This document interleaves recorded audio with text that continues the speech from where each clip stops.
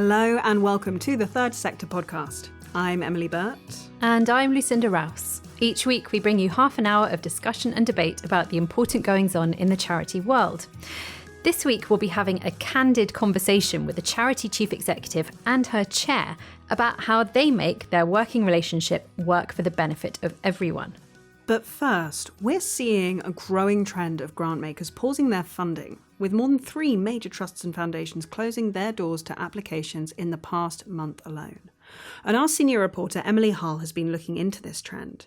Emily, talk to us about some of these funders. What is going on in the sector right now? Yeah, so it's quite a sad picture, I'm afraid. So over the past couple of weeks, Third Sector has reported on 3 different grant makers pausing their programmes, and for many of the same reasons.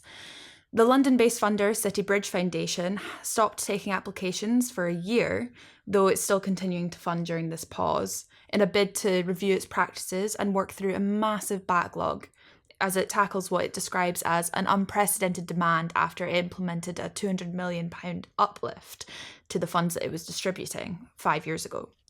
And then the next day, we saw the Schroeder Charity Trust, which supports charities with small one-off grants, pause its programmes for 6 months, with immediate effect due to a high volume of applications and a need to review its funding practices. And then last week, we saw the Will Charitable Trust announce plans to pause applications for its programmes for 6 months, also to review its funding strategy. So it definitely seems that the trend is that grant makers are struggling with high demand, and they feel the need to take a beat and think about how they process their applications. Yes, I mean, thoughts with the grant makers who are facing this unprecedented demand. But does it not seem slightly counterintuitive to be halting altogether right now, as charities are just desperate for grants just to stay open? I mean, last week we reported on 3 significant charity closures. One of them was Getting On Board. The second one was Zoe's Place Baby Hospice in Liverpool. And the third was Revitalise, who supported people living with disabilities. So apart from that terminal consequence of charities closing, what are the risks of this approach by these funders? I mean, that's the question, isn't it? So it's important to note that some of the grant makers are continuing to fund while they're on pause, but others are not. So that raises concern among charities that rely on this funding. I spoke with Roger Davis, Director of Why Philanthropy Matters, for my analysis, and he pointed out that the more grant makers that do this, the more likely it is that others will follow suit, which could lead to discontent between charities and grant makers. While grant makers may agree that the funding system itself is flawed, they may disagree on the solution. While grant makers can pause to take stock, charities have to work constantly just to keep the lights on. Look at the reaction to Lankelly Chase's closure, for example. It's a very extreme one, but it closed because it no longer wanted to be part of that flawed system. And that caused such a massive stir within the sector because charities do need to rely on grant makers, especially with local authority funding winding down. You are absolutely right. And I for me and for my part, I just think that with the sheer amount of pressure on charities that we are seeing in this environment, there is a lot of conversation about the fact that the funding model itself is just fundamentally actually broken. It should not be that at a time like this, funding is harder than it has ever been before for charities to secure. Now, perhaps there are some grant makers like Lankelly Chase who are saying, yes, it is broken, and that's why we are going to close. But as you said, Emily, it's a real privilege to even be in a position to say we're taking time to pause and reflect on this, because those frontline charities, they don't have the luxury of saying we're going to take time to pause. They have to keep going. And as we are seeing, really sadly, they are going and going and going until there is nothing left, and then they have to close down. And that is very, very troubling. Of course, on the flip side, it is also true that in this, painful financial environment, there are some of these grant makers which are themselves very tiny outfits operationally. They are finding themselves overwhelmed by that volume of applications, and they lack the capacity to process this deluge of applications, which is being caused by those other funding streams drying up. It's a real tangle. And you've hit the nail on the head there. I mean, there's so many problems and capacity issues facing both charities and grant makers. But there's also the fact that grant makers are wanting to do right by charities. You know, they're seeing this such high demand, and that means they're actually unable to meet the needs of charities in a way that is fair and equitable. So I spoke with Sasha Rose Smith, who is the Chief Funding Director at the City Bridge Foundation, one of the grant makers that we discussed. And she told me that part of the reason why they paused applications was because they know that filling out funding applications takes up so much capacity for charities. And they don't want charities to waste time if they've got very little chance of success. They're already battling, so many other applications that are already in the system. So that's a very difficult tension to manage. Yeah, absolutely. And I think this is where we come to that sort of fundamental restructure territory, because, okay, so one response to saying that these funding applications take so much time is that we're just, we want to spare you that time. There must somewhere be a model which is just like, let's just turn it into a couple of lines. And I know that would mean a fundamental restructure of the system, but there must be ways around it that don't involve closure. That said, it's about balancing those needs, and it's about balancing the urgency. And I think the thing that I keep coming back to mentally is that we saw some really great collaborations, and we saw some really great behaviour changes from funders during the COVID-19 pandemic. And there was sort of emergency funds were freed up to deal with the immediate crises happening. There were people who streamlined, or they totally took down their applications process to the bare bones. And it was really innovative, and it worked. And it carried organisations through that incredibly acute situation. And now we're back in a situation where this is an acute and a chronic problem all balled into one. And I would love to see a little bit more energy maybe from some of the biggest funders who are still able to operate at the moment, to sort of meet the fact that we are seeing more charity closures at the moment than I have in my entire third sector tenure. For anybody listening who's looking to keep their finger on the pulse of this worrying trend, or looking to understand more about it, I think all of us at Third Sector would strongly advise checking out the work of the Trusts and Foundations fundraising consultant Joanna Jeffrey. Joanna has built a really exhaustive list of funders, breaking down organisations that have either paused their funding or closed to applications or are restructuring their approaches, fundraisers that are spending out, or in some cases ones that have reopened.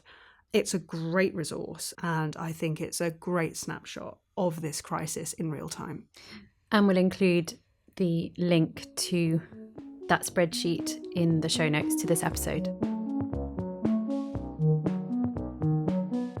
Moving on to our main discussion, today we're considering how charities' senior leadership teams can be moulded and adjusted to best serve the specific organisations they are running.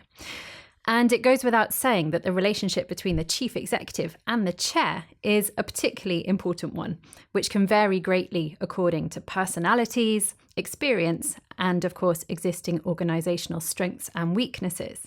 Absolutely. And we have two guests joining us for this discussion from the Elephant Group, a head teacher-led charity that works to create fair student access to top universities.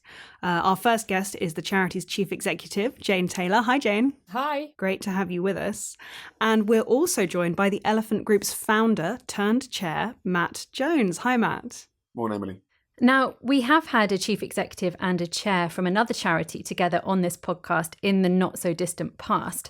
So today's discussion is nothing new in that respect. But what we haven't done is use this space for introspection and a possible dissection of your respective journeys with the charity.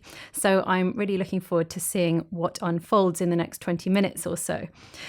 But let's start with the basics. Matt, you founded the Elephant Group in 2018.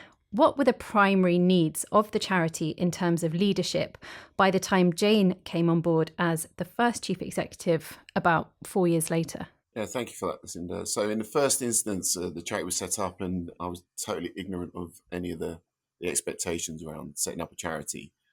So we focused on getting someone who could set up the organisation, both in a technical sense and in terms of the programme. By the time I was looking for a new CEO, the direction of travel required someone who was going to come in and add a bit of dynamism, be convincing in terms of articulating a vision for the organisation and have credibility within the broader sector in terms of the university and our partner working. So yeah, we're looking for an outward-facing dynamic leader. Right. So cue Jayne.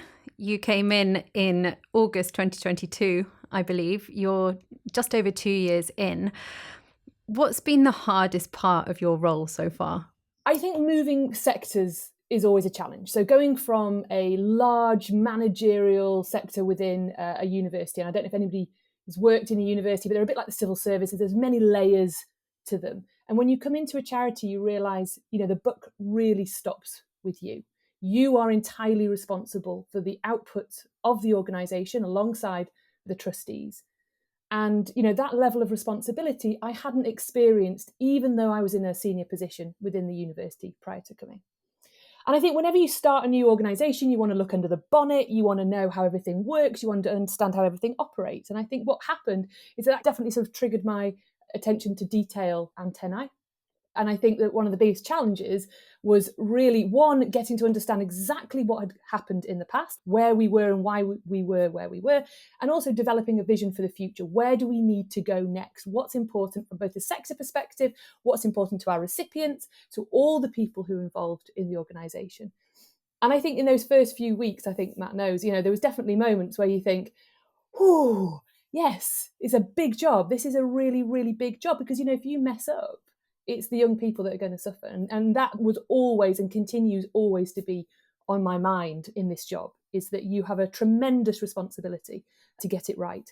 And there's nowhere to hide, absolutely nowhere to hide. Matt, I'm fascinated by your journey. How was that transition personally for you to move from being the founder to saying, actually, it's my project, but actually I am now giving that power on? Because it is quite an interesting one. We hear quite a lot about sort of founder syndrome in the charity sector and how difficult it can be when you set something like this up to let it go. I've been in a similar position myself in the past.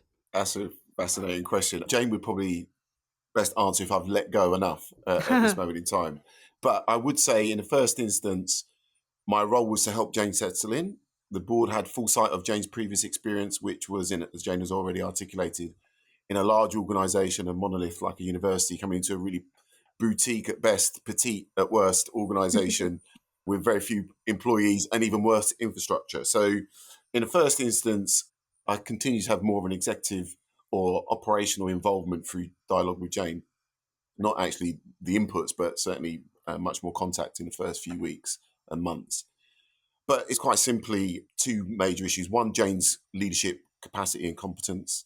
It gave me the confidence to let it go. And secondly, the alignment that we have around the work.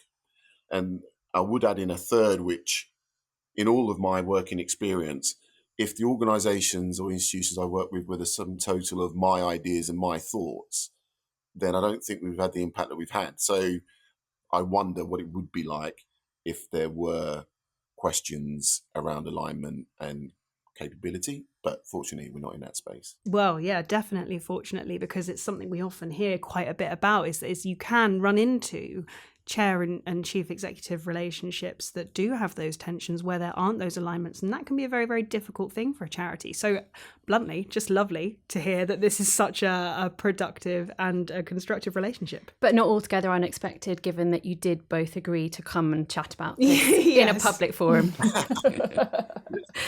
So then, going into the specifics of Jayne's role, Matt, perhaps if we could start with you. How did you see her role develop and evolve from the moment that she came in to where you are as an organisation now, 2 years on?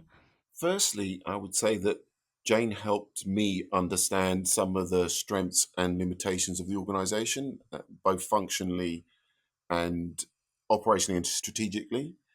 That was super helpful. But at the same time, and Jayne would acknowledge this, coming in and looking under the bonnet, so to speak, and realising, oh my goodness, there's so much to fix, that generated a response from Jayne, not through my ignorance, not really understanding the full picture. So in the first aspects and the first few months, it was support Jayne through those trial and tribulations. There were always going to be many little failures on the way to improving the organisation. So just reassuring Jayne that The things can be fixed, they will be fixed. It will take time, work through the very operational, systemic things that needed to be addressed. But then, and quite quickly, and it's astonishing how quickly Jayne moved the organisation to being, sort of a ad hoc, clunky organisation into a fit-for-purpose charity. Then my role is to help Jayne and support Jayne with the big ideas and the big questions for the organisation, and ask those more frequently than the weeds. What the finances looking like. We've got a good system around that. We've had those conversations and some, but now we're into the really exciting piece around, well, what could the charity be? How can we operate? What do our programs look like?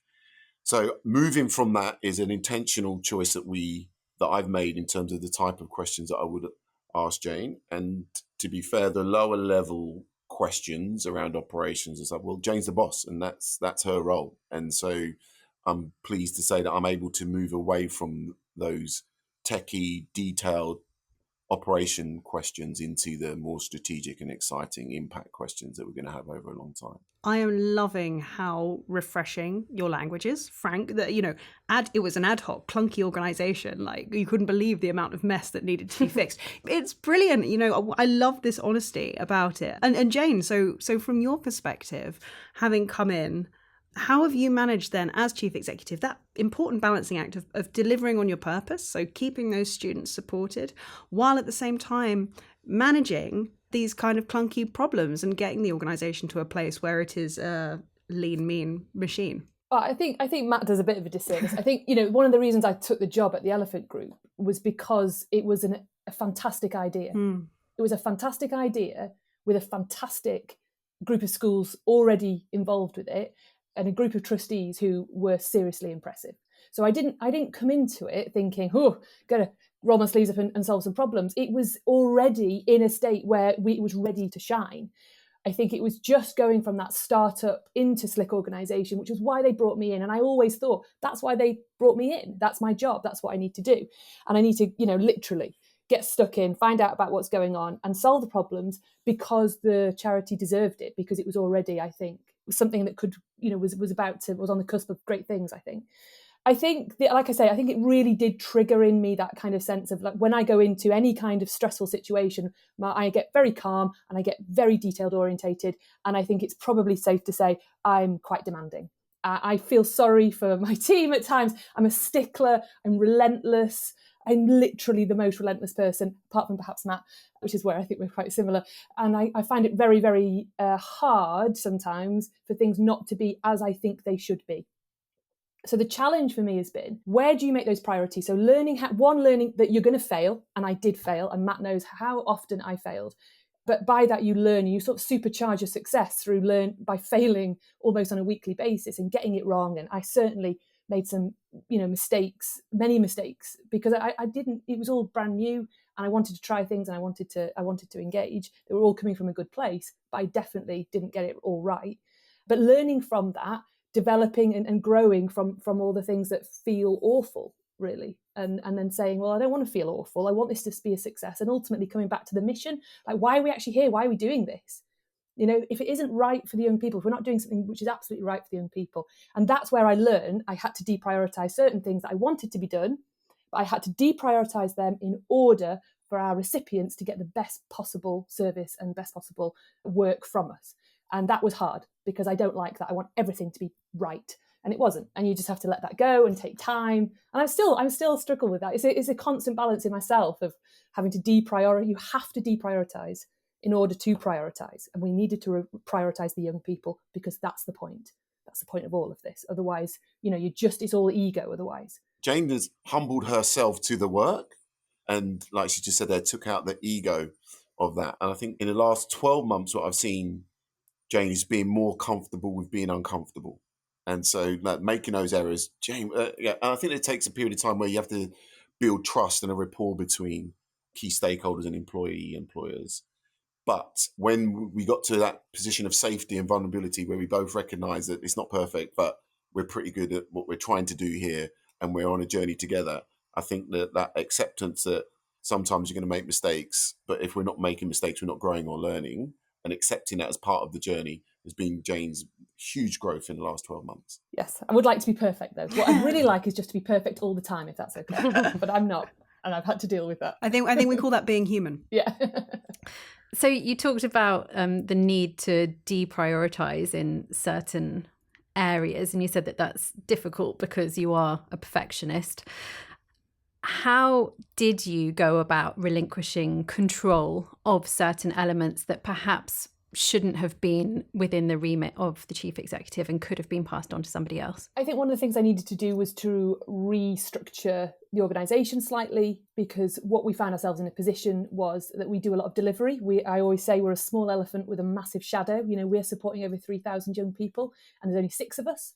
So actually, for me, the priority had been delivery. So all of our team's focus was on delivery. And then I was like, it's okay, I'll do everything else. Well, that's okay to a point.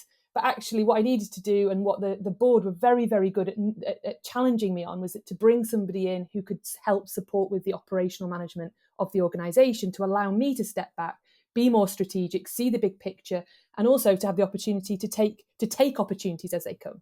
Because if you're working all the time in the organisation, you're not necessarily horizon scanning, you're not seeing the big picture, you're not solving the problems.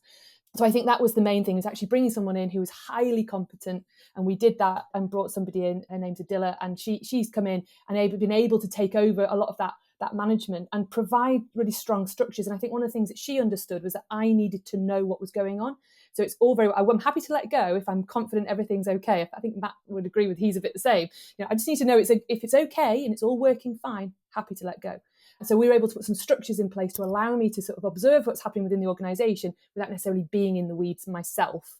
And I think that's been a big part of how we've moved forward. It's not that Jayne was reluctant to increase capacity in itself. It's just that there was a tension between the cost of employing someone at that level versus the potential output. And you know, we did kind of push the organisation to speculate, to accumulate, if that's not a bit of a cliche, which is like, we knew that we had to get this capacity in, or we're just going to stall or stay at the same size, because Jayne wasn't being able to utilise her skill set in the best way for the organisation.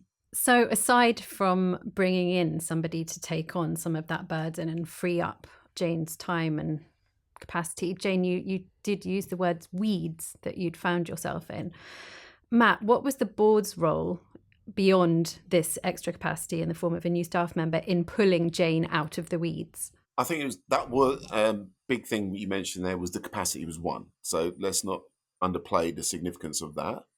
Secondly, it was to, which I've already mentioned, which was get Jayne to think about the big organisational objectives, and not only what the objectives were in the short term, but where could it be in 5-10 years? I have to say that was an easy sort of push, because Jayne is innovative and she's thinking all the time about where the organisation can go. In my role and the board's role was to remind her of that. It's not that she wasn't thinking at that level. It's just that, for want of a better word, there was some level of distraction. And then thirdly, it was to have coaching conversations around Jayne's super skills, and that they should be at the front of the organisation. So whatever her leadership super skills are, they're the ones that she should be drawing on, because I kind of have this prioritization process, which is for all leaders that I've worked with and been privileged to work with, which is you need to identify what is it only that you can do because you've got the authority or the skills. What is it that you love doing? What is it that other people can do? And what is it that other people can do with training? And if you have that hierarchy, and remind all leaders that is the hierarchy of choice and prioritization, and then you're going to utilize what talents each individual, particularly leaders, have in the organization to be more effective for the organization. So that was the approach, which was, again, build the capacity, help Jayne and the board see the big objective by asking big questions, and then thirdly, remind Jayne of her, through coaching, her skill set, her super skills, so that she can put them at the forefront of the work that she does. It seems as though it's a very empowering space, just listening to both of you talk, and actually the fact that actually you don't, Lucinda and I kind of seem to be surplus to requirements in this room. I don't know that we necessarily need to be here, because you two just bounce off each other so naturally. But I would love to ask both of you, because it seems like this has been a real journey. How, for each of you, do you feel like the Chief Executive Chair dynamic has evolved in the past 2 years then? Well, I mean, I always laugh, because I think in the very first meeting that I had I think I said something to him like along the lines of, well, Matt, if you make me feel psychologically safe, I will do great things for you. And when I think back on that now, I think, who is that person? But I remember Matt being a bit, oh, right, okay. But that's basically how I felt, was that, if I feel like you've got my back, and you know what, over and over, and I can say this completely with complete honesty, Matt has never not had my back for 2 years. And we've had some ups and downs, I'm not going to lie. And not necessarily, just generally in the running of this organisation and various things. We've had challenges we've had to overcome, but he's always had my back. I've never felt that there has been anything other than 100% trust and safety there. And that has allowed me to become the best version that I can be for the organisation.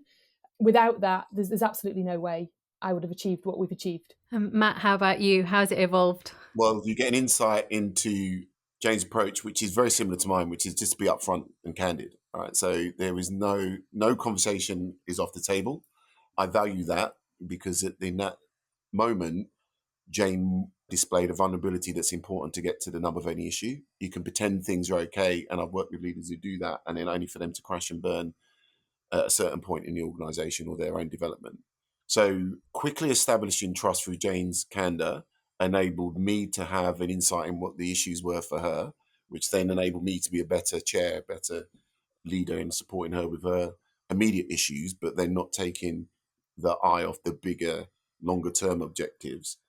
I think the other thing that Jayne is really skillful at, which I've had to develop, is being able to pivot from a real concrete view of what I thought the organisation should and would be doing, and to trust Jayne's judgment. And the reason I was able to do that is because I know that, and she's already used the language, the children, the young people came first.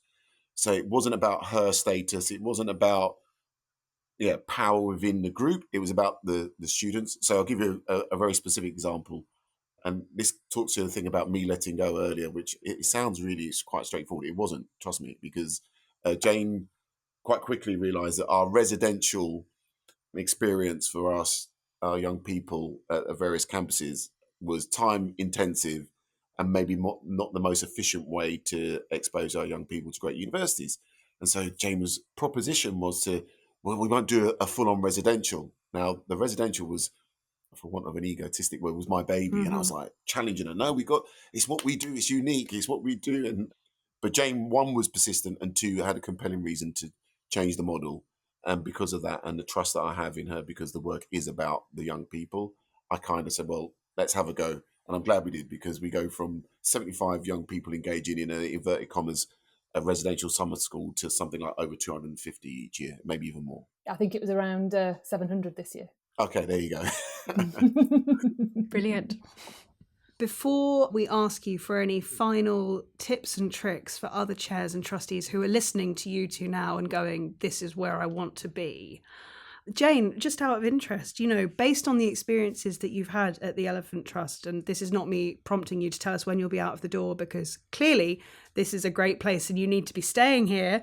Have you learnt anything about how you might approach a chief executive role differently in the future?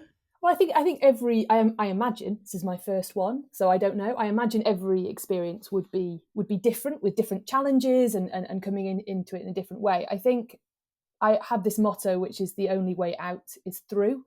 And that means that you have to just continue to experience everything that comes at you within an organisation, as a human, as a leader.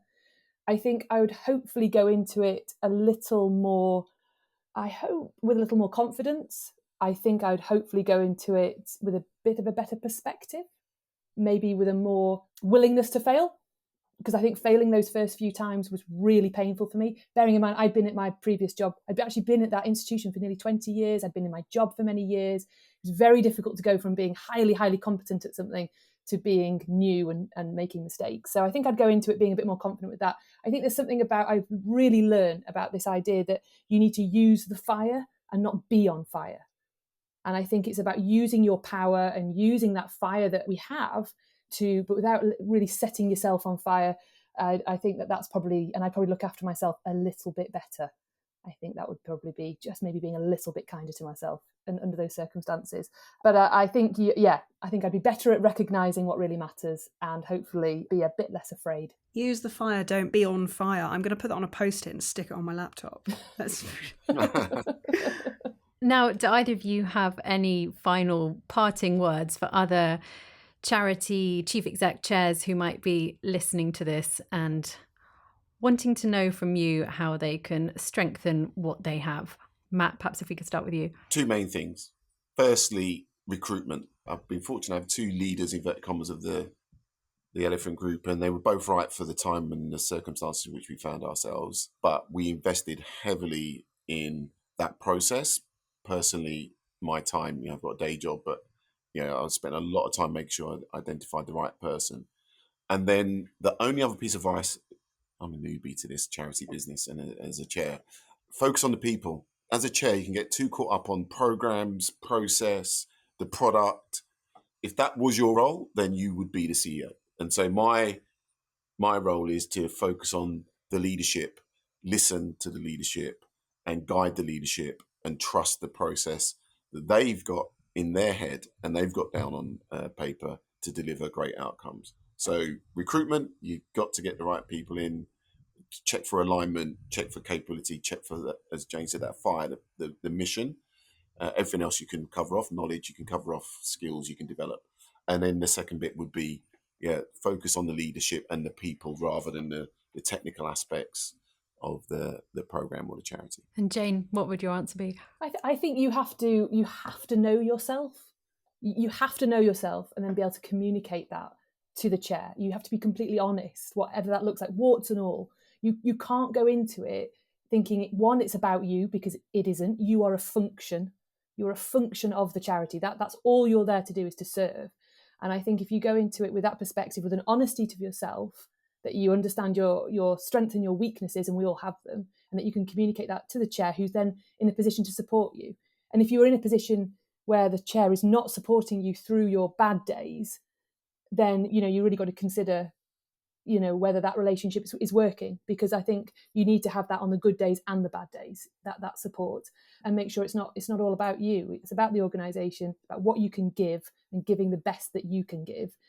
And if you're doing that, I think you're on the right tracks. And also have a laugh together occasionally, and also cry in front of each other. Matt knows that 2 out of 3 meetings there may be tears, and that's okay too. I'm allowed to cry. It's all right. It's because I care. Well, 100%. A hand on my heart, I can say I have thoroughly enjoyed listening to both of you talk today. Jayne, Matt, thank you so much. Thank you. Thank you for having us.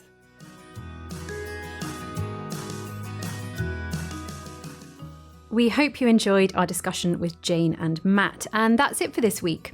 We'll be joined next week by the current RSPCA but soon to be NSPCC Chief Executive Chris Sherwood.